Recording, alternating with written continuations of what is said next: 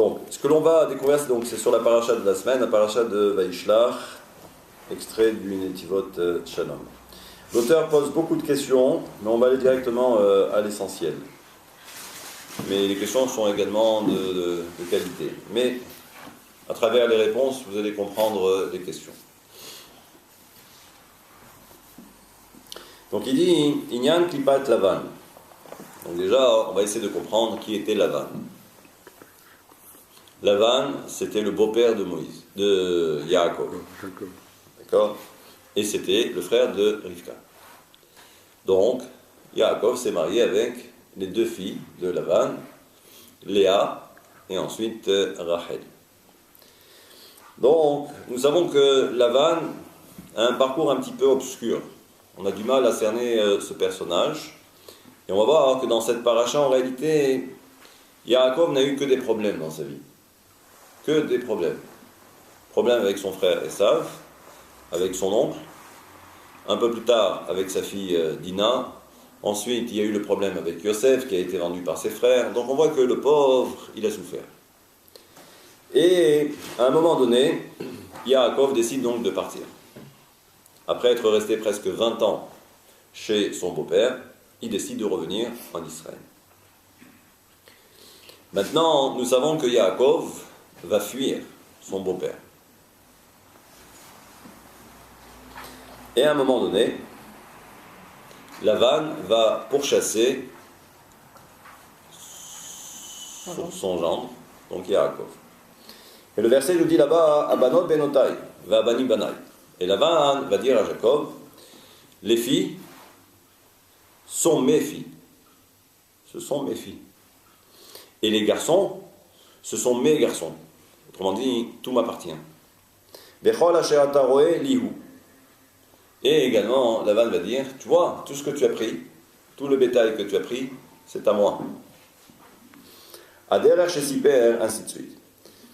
Ba'elav shutaf imo bechol yanav. Et donc ça veut dire que, en fin de compte, Lavan est venu dire à Jacob que il est associé en réalité, même s'il dit que tout lui appartient, mais il lui dit, mais c'est grâce à moi que tu as pu t'enrichir.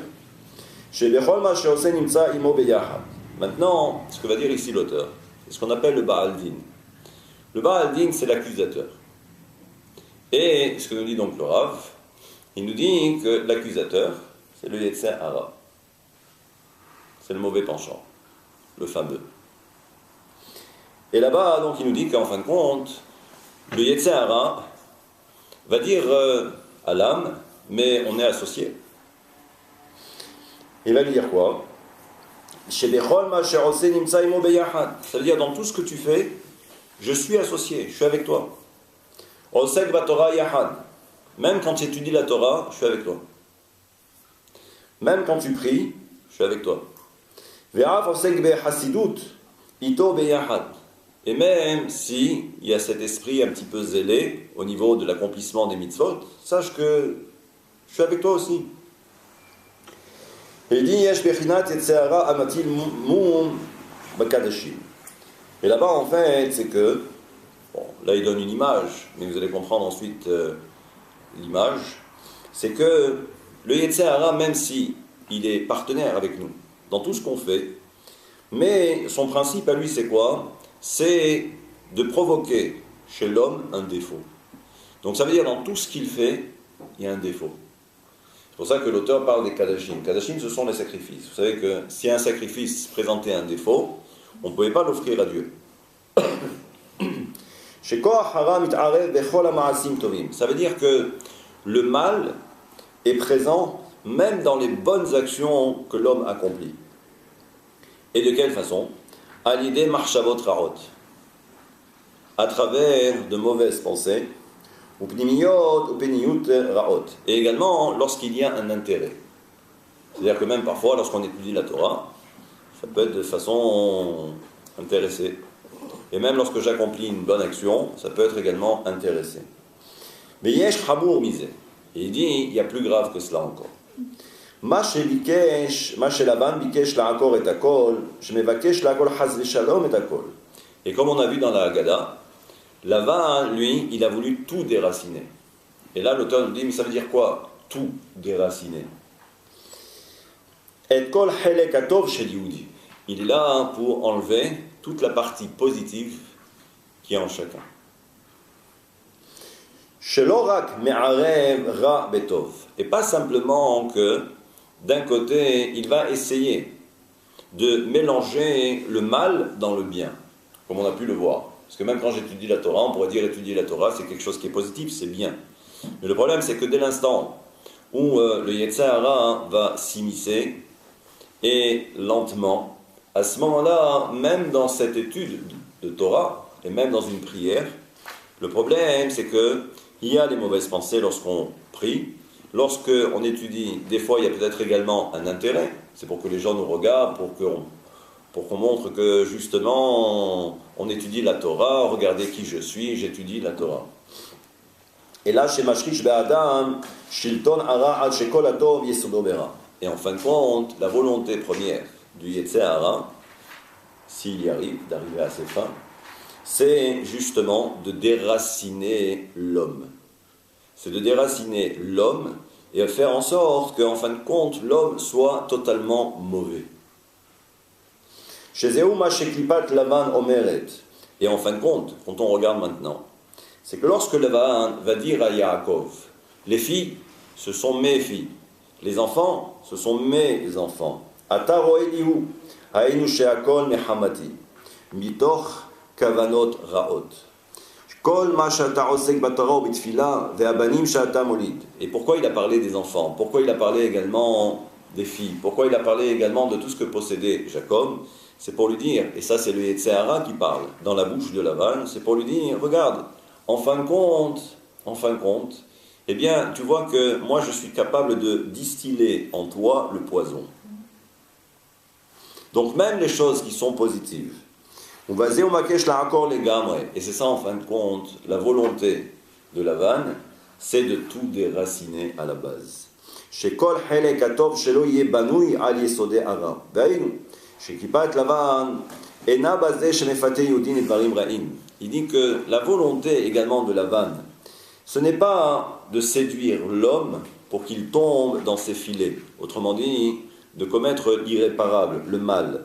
Et là, chez Zomem Nishtalet Al-Kol Helek Atov, mais même sur la partie positive qui est en l'homme, eh bien le Yetzer Hara va essayer de s'attaquer. Donc ça veut dire qu'il y a une guerre sur deux fronts. Sur tout ce qui est négatif. Et tout ce qui est négatif, on sait très bien, c'est quelque chose qui est défini dans la Torah. Autrement dit, ce sont tous les commandements négatifs, ce sont les 365 commandements négatifs. Et ça veut dire que sur ça, le Yetzer Hara, c'est sûr qu'il peut intervenir.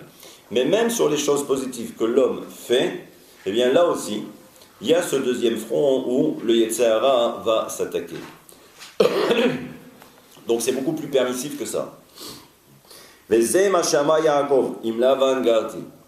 C'est pourquoi Yaakov va dire, et ça c'est dans la bouche de Jacob, mais il va envoyer ce message à son frère Esav, et il va lui dire, Im Lavan Garti, moi j'ai habité chez Lavan. Et là-bas, vous regardez le commentaire de Rashi, Garti, qui veut dire j'ai habité, c'est la même valeur numérique que 613. Autrement dit, c'est vrai, moi j'ai été chez Lavan pendant 20 ans, mais j'ai tout gardé. J'ai tout gardé. Autrement dit, moi, je n'ai rien pris de chez Lavan. C'est-à-dire que même s'il a eu beau essayer, mais je suis resté intègre. Et là aussi, ça c'est un passage qui est extrait du livre de Devarim. Et là-bas on nous dit Arami, le araméen Oved Avi, il a voulu détruire mon père, ou faire disparaître mon père. Il dit qu'en fait, pourquoi il a essayé? Et c'est qui le père? C'est qui le père? Là-bas dans le verset c'est Jacob. Mais on sait très bien que ici, comme le dit l'auteur, c'est que chaque personne a ce koach.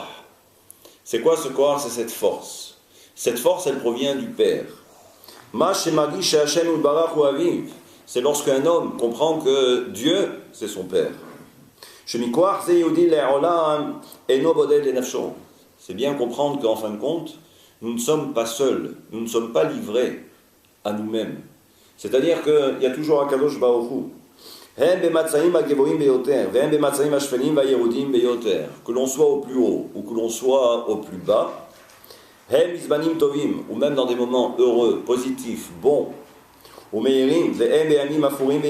même lorsqu'on est dans l'obscurité, chacun doit prendre conscience qu'il n'est pas seul et que son Père est toujours là.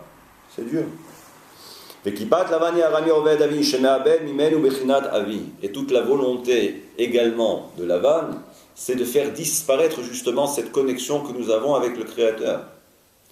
Et que Dieu est toujours là en permanence. Et il veille sur nous en permanence.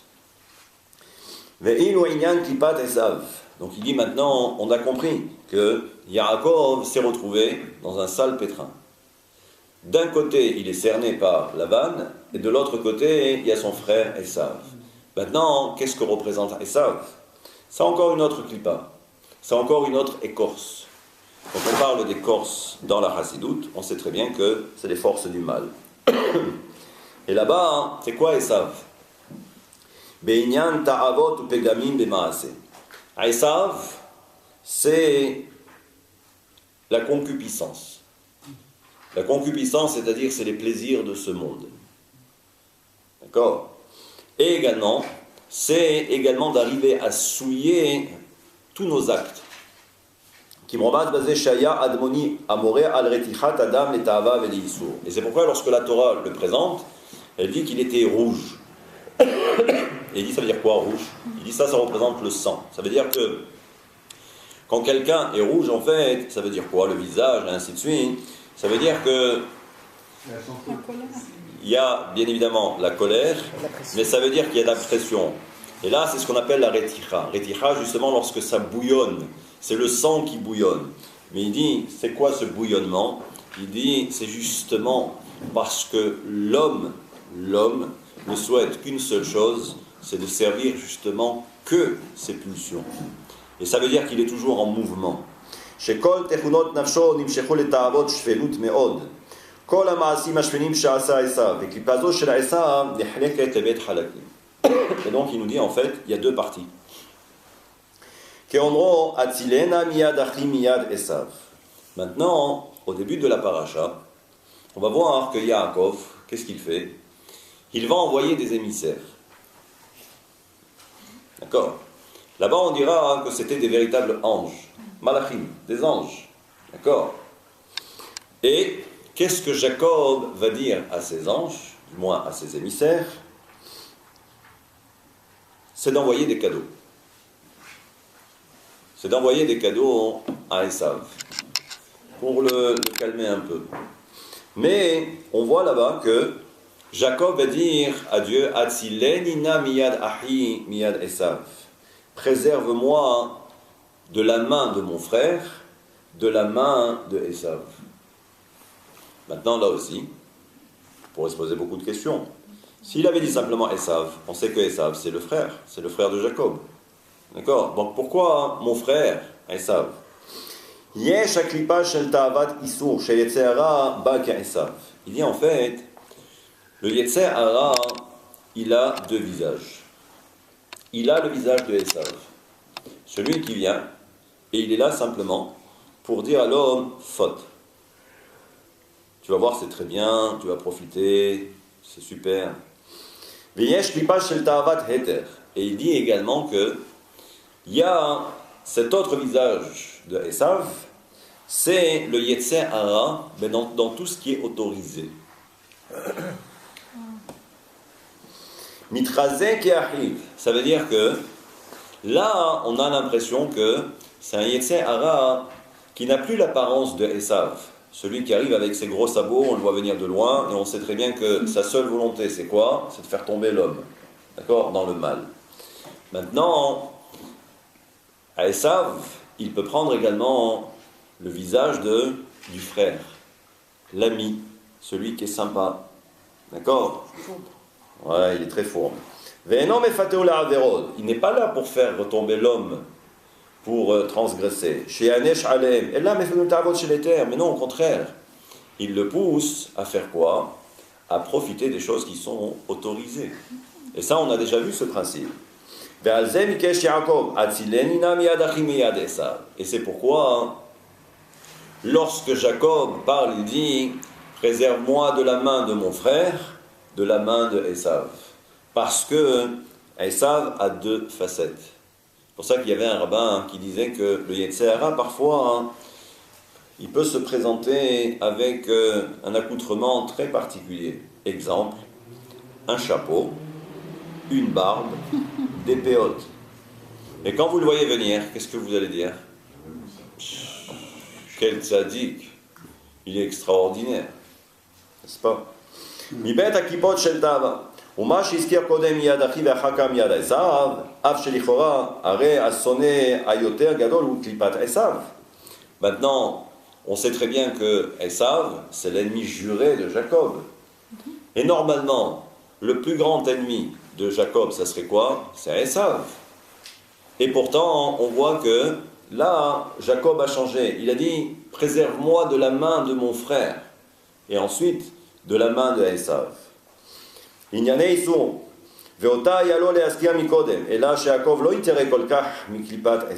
il dit en fait, Jacob n'avait pas peur de Esav, le Esav que l'on a défini maintenant, celui qui vient avec ses gros sabots et qui vous dit transgresse la volonté de Dieu. Ça, Jacob, il n'avait pas peur, parce qu'on le voit de loin arriver.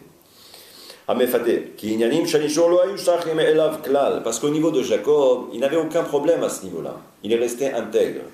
Et là, mais la peur de Jacob, c'était justement par rapport à la clipa du frère. Celui qui se présente comme un frère, celui qui vous tape sur l'épaule et qui vous dit « ça va mon frère ?»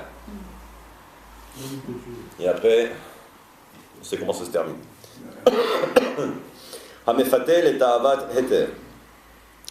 Et là, on a peur. Pourquoi? Parce que si c'est autorisé, à ce moment-là, on se dit qu'il n'y a aucun souci. Parce que si c'est autorisé, pas de problème. Et c'était ça le niveau de Jacob, ce grand niveau de Jacob. Et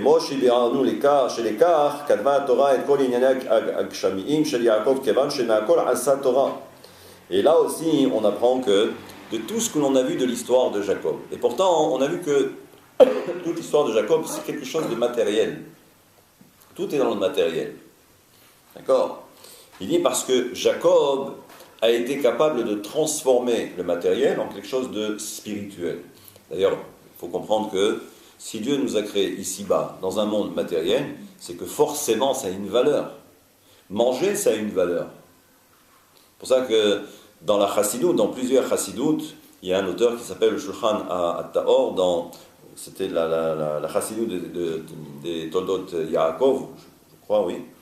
Toldot Aaron, pardon. Et là-bas, donc, il explique dans Shulchan Taor que l'homme peut s'élever même à travers la nourriture.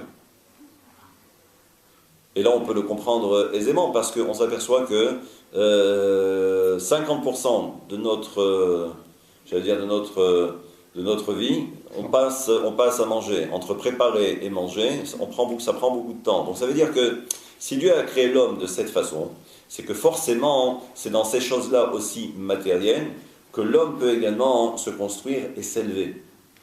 Mais c'est ça, en fin de compte, le plus difficile. Pourquoi? Quand c'est interdit, on sait que c'est interdit. Mais quand c'est permis, alors à ce moment-là, il n'y a plus de réserve. Il n'y a plus de réserve. Et là aussi, il faut être capable de se limiter.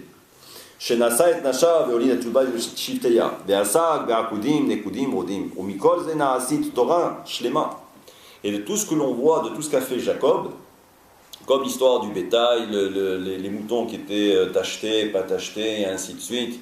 Et on voit à travers ces trois mots, Be'akudim, Nekudim, Uvrodim, en fait, c'est toute la Kabbale qui est contenue dans ces trois mots. Je ne rentrerai pas trop dans le détail, mais j'avais fait un cours là-dessus il y a très longtemps. C'est-à-dire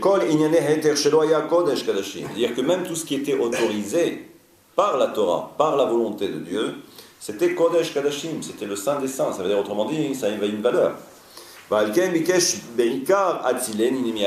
Et c'est pourquoi on voit bien que Jacob a demandé qu'une seule chose, et au départ, préserve-moi de la main de mon frère.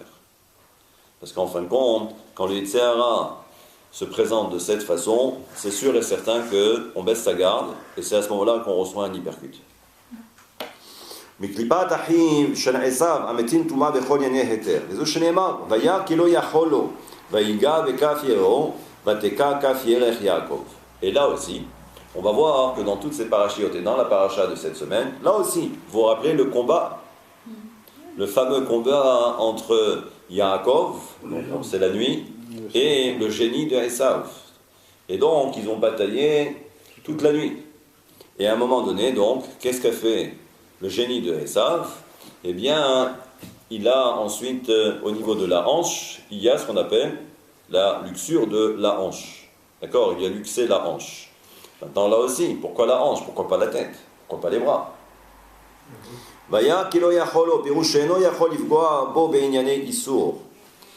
Il a vu que pendant toute cette nuit, lorsque ce combat, et c'est une image, c'est symbolique, ça veut dire qu'il n'a pas pu.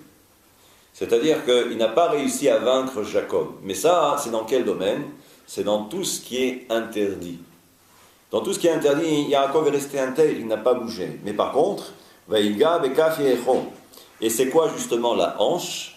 La hanche, certains diront que la hanche, c'est le symbole justement de la brite. C'est la descendance. La brite mila, c'est la circoncision, c'est tout cela, d'accord? À l'époque, on jurait par cet endroit. On a vu avec Eliezer et on a vu avec Abraham. Mais ça aussi au niveau de la descendance. Ça veut dire qu'il y a eu quand même une atteinte. C'est-à-dire qu'il y a eu quelque chose. D'accord? Et là, il dit que ce Esav-là, qui se présente comme étant le frère, c'est là où malheureusement il fait beaucoup de dégâts. Même chez des gens d'une très grande piété. D'une très grande piété. Parce que c'est autorisé. Et donc là, on ne voit pas le mal. On ne voit pas le mal. Il ne rentre pas trop dans le détail. D'accord? Chacun comprendra ce que l'on doit comprendre. D'accord? ועוד יש לומר עניין בית החלקים מיד אחים מיד עשיו, על פירוש למה בתחילה הקדים עשיו לאחיו וישלח יעקב מחלפתם אל עשיו אחיו. Et là aussi, on ne comprend plus rien. Parce que la première fois, lorsque Jacob envoie les émissaires, il dit « Allez voir Esav, mon frère ». Qu'est-ce qu'on a dit précédemment? On a dit d'abord « Préserve-moi de mon frère, de Esav ». Pourquoi il y a eu ce changement? משום שיעקב היה סבור שכיוון שמעשיו אומה שמפתה לתאוות רעות ומעשים רעים, הרי זה בחינת אויב גלוי שניתן להישמר ממנו, אך אין בו חלק של אויב נסתר. Ce que ne pensait pas Jacob, c'est que nous avons deux sortes d'ennemis. Nous avons un ennemi qui est déclaré, et nous avons un ennemi qui, lui, reste silencieux, caché. D'accord? Qu'est-ce que pensait Jacob? Il pensait que son frère Esav, c'était un ennemi déclaré. וזה פירוש וישלח יעקב מלאכים אל עשיו אחיו. עשיו מרומז על עיקר הרע שבו, שזהו שם העצם שבו המוזכר ראשונה. וחוץ מזה הוא גם אחיו שסבר שיש בו גם בחינת אחיו שנמצאת בקרבו גם נקודת הטוב. Et donc la première fois, lorsque Jacob a envoyé donc ses émissaires, il leur a dit allez voir mon frère Esav, allez voir Esav, mon frère. Maintenant, ce que dit ici la Torah, du moins le Chacham, le sage, il dit que Yaakov s'est dit, bon, je connais mon frère Esav, il est mauvais, par essence. D'accord? Mais pourquoi il dit mon frère? Ça c'est en trop, c'est en plus. Mais c'est pour nous donner quand même une indication, du moins au départ, ce que pensait Jacob. Il s'est dit, peut-être que dans son fort intérieur, il a encore quelque chose de positif. Il reste encore un peu de bien.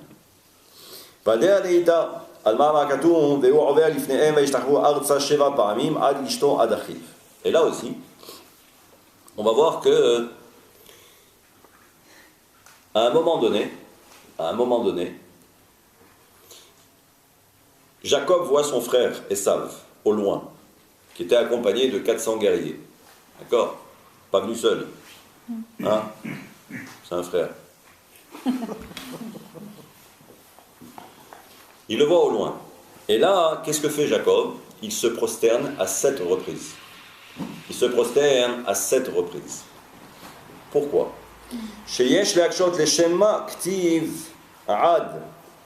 Et là-bas, on nous dit qu'il s'est prosterné 7 fois. Ad gishto. D'accord? Jusqu'à ce qu'il arrive.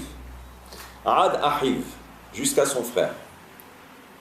Maintenant, là aussi, c'est toujours assez particulier parce que si vous dites qu'il s'est prosterné 7 fois jusqu'à ce qu'il arrive, de qui on parle? On parle de Esav, on parle de son frère. Et on nous dit Ad ahiv, jusqu'à ce que son frère arrive. Donc là, le verset nous dit, c'est quoi Ad? Jusqu'à. Si déjà tu m'as dit jusqu'à ce qu'il arrive, d'accord, ça revient au même, donc tu n'as pas besoin encore de rajouter.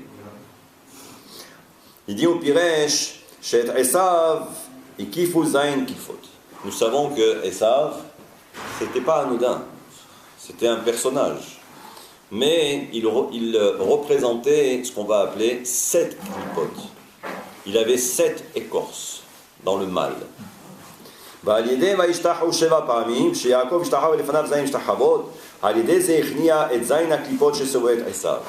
Et si Jacob s'est prosterné 7 fois, c'était justement pour détruire toutes ces clipotes.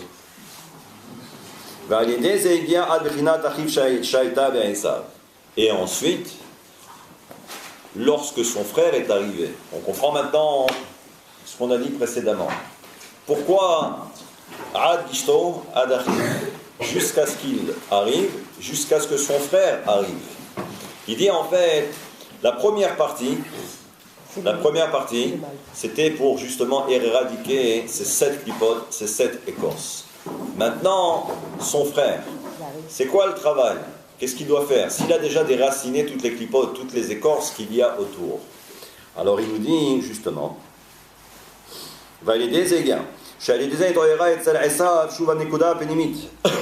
et ça veut dire que lorsque Jacob a éradiqué ces 7 écorces, il est arrivé jusqu'au cœur même de son frère, l'intériorité. Maintenant, il voulait savoir qu'est-ce qu'il y avait à l'intérieur. Comme au départ, ou ce qu'il avait imaginé concernant son frère, c'est qu'il s'est dit, bon, il y a toutes ces écorces, mais ça reste quand même mon frère. Mais ça veut dire quoi, mon frère? Ça veut dire qu'il y a encore quelque chose de bon à l'intérieur, il y a encore quelque chose de positif à l'intérieur.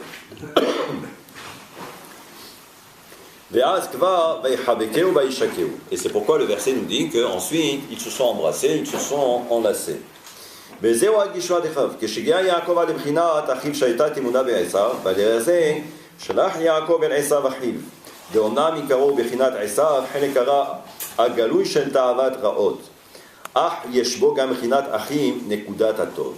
Donc il dit, en fait, au départ, quand il envoie les émissaires, donc c'est pourquoi il dit Esav, mon frère.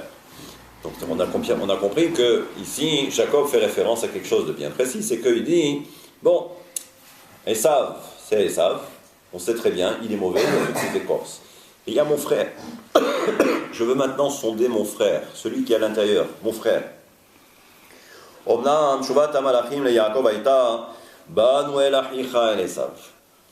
Le seul problème, c'est que lorsque les émissaires sont revenus, qu'est-ce qu'ils ont dit à Jacob?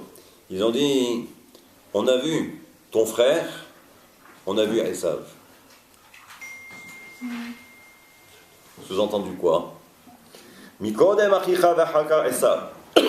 Et là on voit que les émissaires ont changé.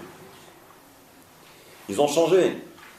Parce que Jacob a dit au départ, Esav, mon frère.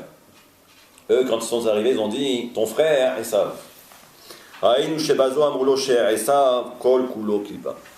En fait, ils ont dit à Yaakov, il n'y a rien à faire. Il n'y a rien à faire pour Esav. Parce que il est entièrement mauvais. Et si vous vous rappelez ce que je disais au début, il n'a pas envoyé des simples émissaires de chair et de sang. Non, il a envoyé des anges. Les anges sont capables justement de scruter l'intériorité de chacun. Et là, ils ont dit, non, il n'y a rien. Il dit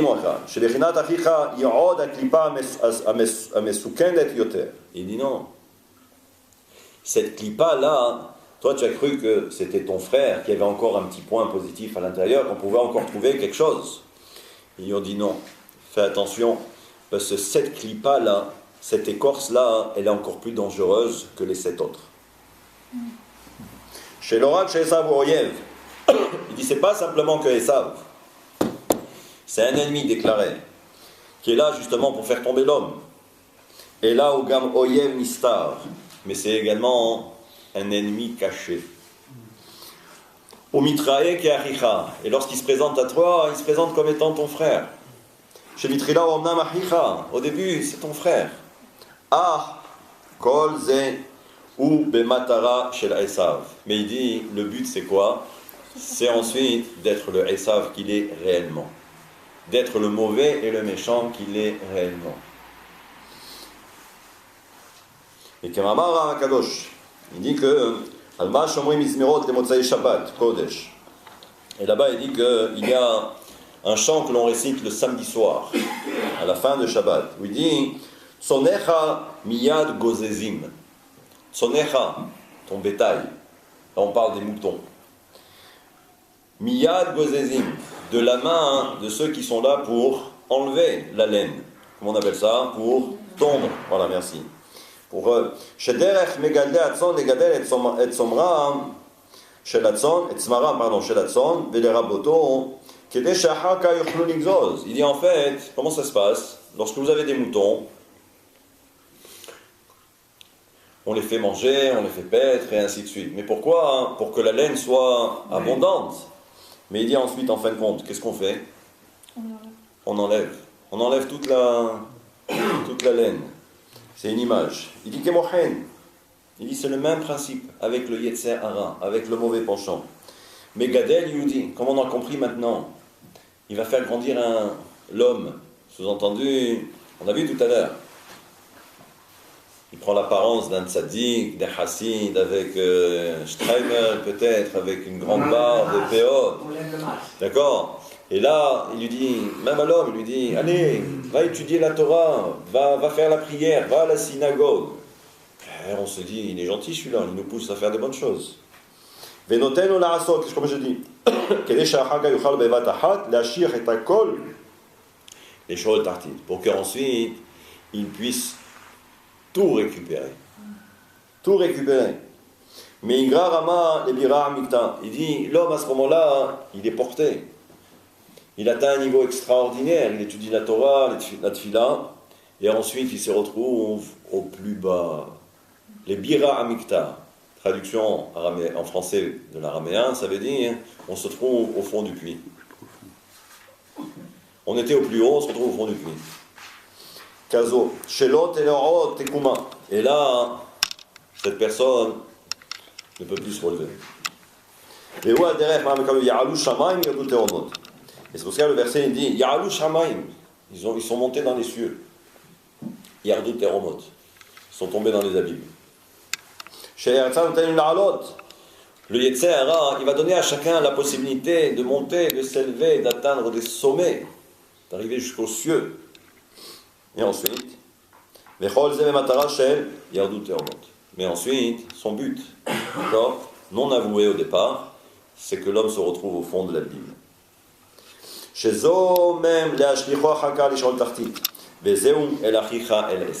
Et ça, c'est ce que vont dire les émissaires à Jacob. El Achicha El Esav. On est allé voir ton frère, on a vu Esav. Sous-entendu, toi au départ, tu disais que c'était que Esav, c'était ton frère.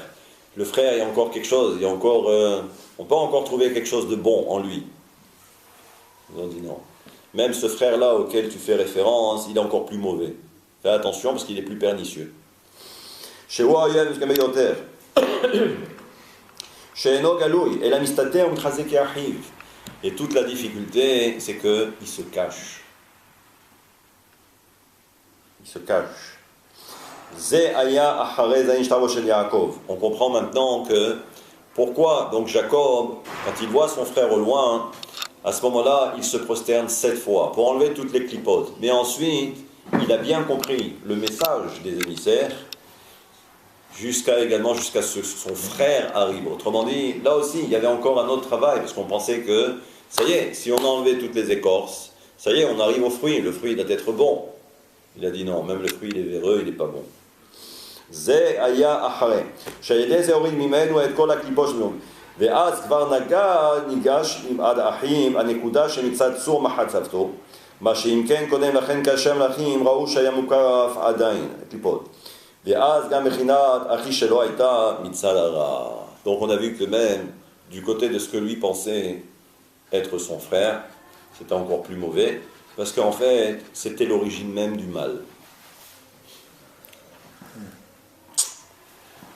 ועל כן, כששמע זאת יעקב, et c'est pourquoi la Torah nous dit que lorsque les émissaires sont venus voir Jacob pour lui dire voilà, on a rencontré ton frère, maintenant on l'a bien sondé, on l'a bien cerné, on sait qu'il n'y a rien à prendre. C'est pourquoi la Torah tout de suite nous dit, concernant Jacob, Vaïra Me'od, il a eu très peur.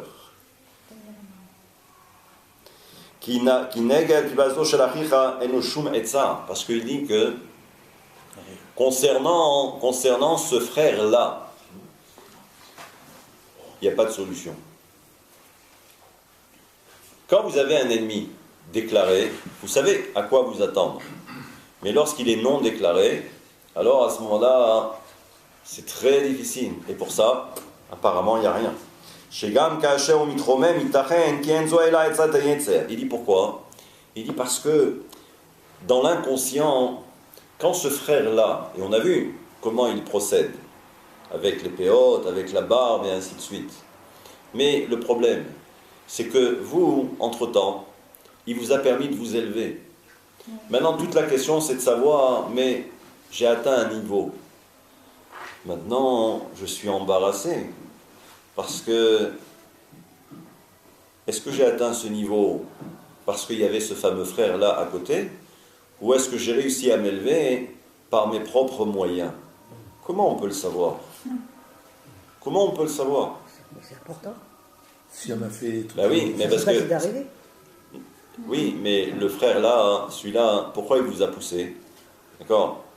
Il vous a permis de vous élever. Mais ensuite, c'est pourquoi? C'est comme l'histoire du mouton, hein. C'est parce qu'il va vous tondre hein, jusqu'à la fin.